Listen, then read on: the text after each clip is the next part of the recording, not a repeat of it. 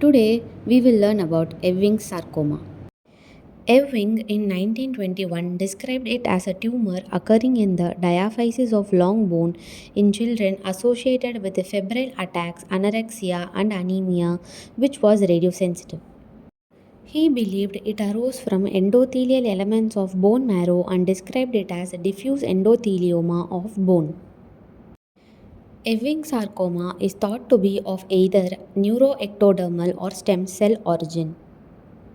All Ewing sarcoma are considered high-grade malignancy and categorized under any king stage 2 or 3. Ewing sarcoma constitutes 9% of primary bone sarcomas. 95% of patients affected by Ewing sarcoma are between the age group 5 to 30 years.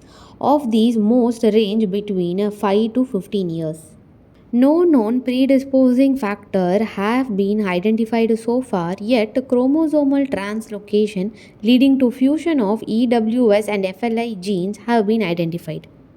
Commonly seen clinical features include pain, swelling, fever, weight loss, anemia, raised ESR and CRP, leukocytosis, and symptoms depending on area of involvement.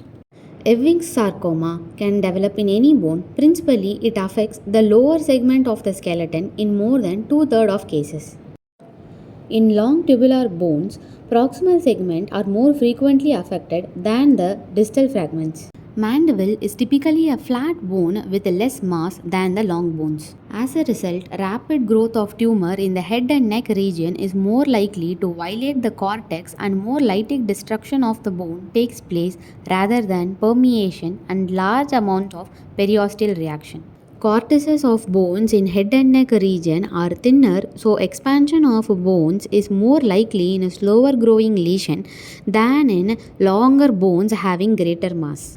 This image here depicts the typical and the less typical locations of occurrence of Ewing sarcoma.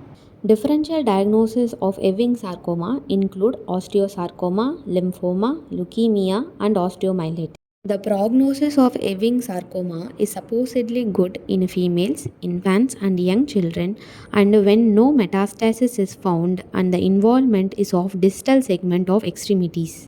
And it is supposed to be poor prognosis when the proximal segments are involved, sacral involvement is found, and the patient is above 18 years and the size of the sarcoma is greater than 8 cm.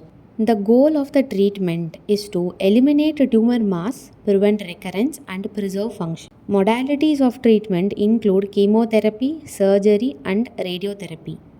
Drugs commonly used in treatment of Ewing sarcoma include vincristine, actinomycin D, cyclophosphamide. In radiotherapy, generally a dose of 45 to 50 gyri is administered over a 5-week course to treat local disease. Thank you for watching.